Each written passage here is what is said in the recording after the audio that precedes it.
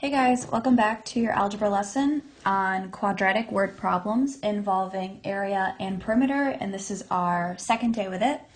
So we have a word problem here. It says a school is building a rectangular soccer field that has an area of 6,000 square yards. The soccer field must be 40 yards longer than its width. Determine algebraically the dimensions of the field in yards. So when it's asking for the dimensions, it's asking for the length and width. So as always, we're going to start off with our let statements.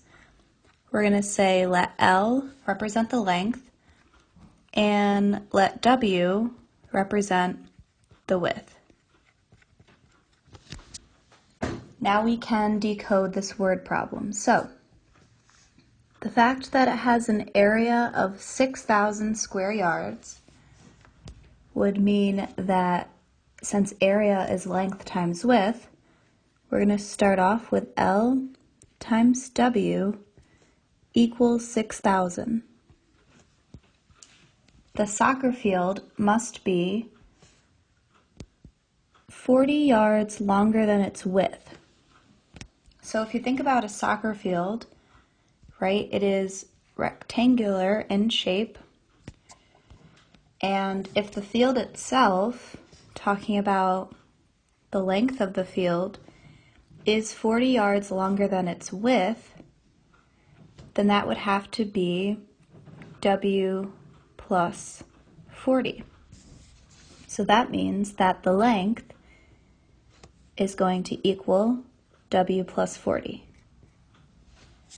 Now that we have our two equations, we need to merge them together so that we can solve. And we're going to use the substitution property, which means that we can take this W plus 40 and we're allowed to substitute it in for L in the other equation. So that looks like W plus 40 times W equals 6,000.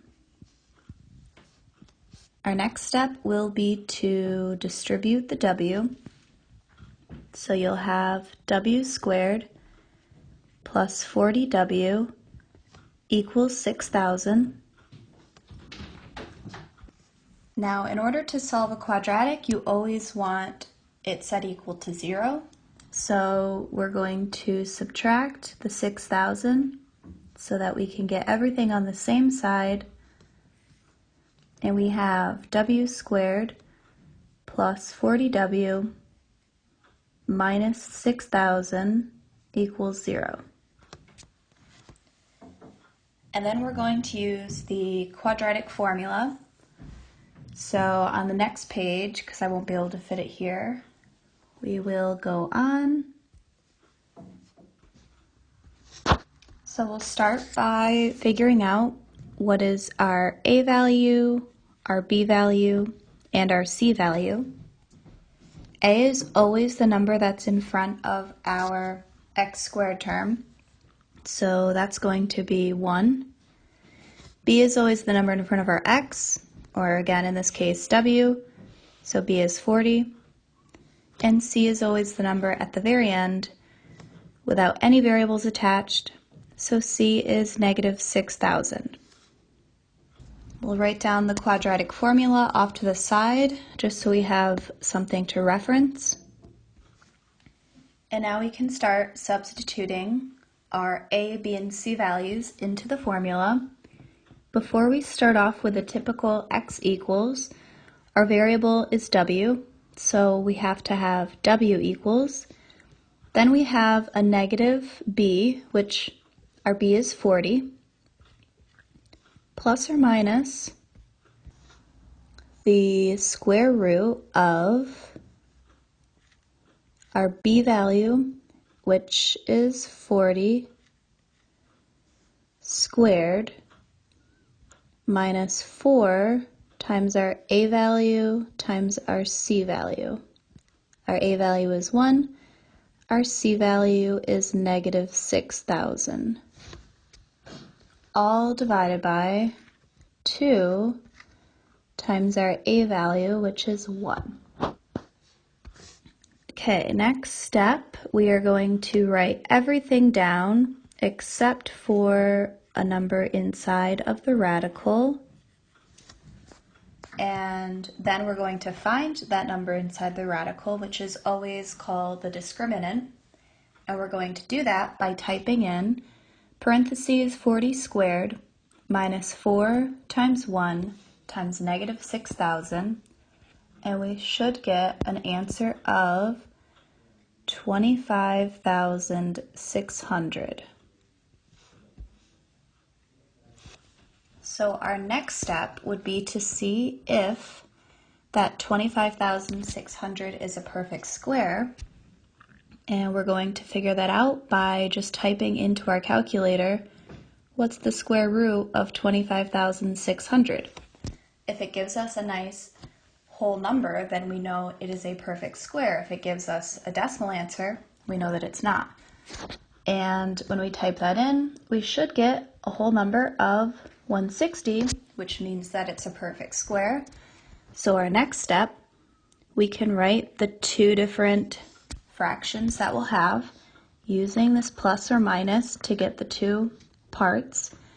We'll have negative 40 plus 160 all divided by 2, or the other option will be negative 40 minus 160 all divided by 2. So when we simplify this, we are going to add negative 40 and 160 to get 120. 120 divided by 2 would give us 60. The other option, negative 40 minus 160, would give us negative 200. Negative 200 divided by 2 would give us negative 100. But remember, we do not want a negative answer for width or length. So we're going to reject the negative answer because it can't possibly work. And we're going to keep the positive answer and make sure that we write the units. So in this case, we're talking about yards. So our width is 60 yards. And we also need to find the length. So if I go back to my first page, my length is going to be my width plus 40. Well, if my width was 60 and I add 40 to that answer, then my length is going to be 100 yards. And so I found my answers of 60 yards by 100 yards will be the dimensions of this soccer field. And that's actually going to conclude our notes for today.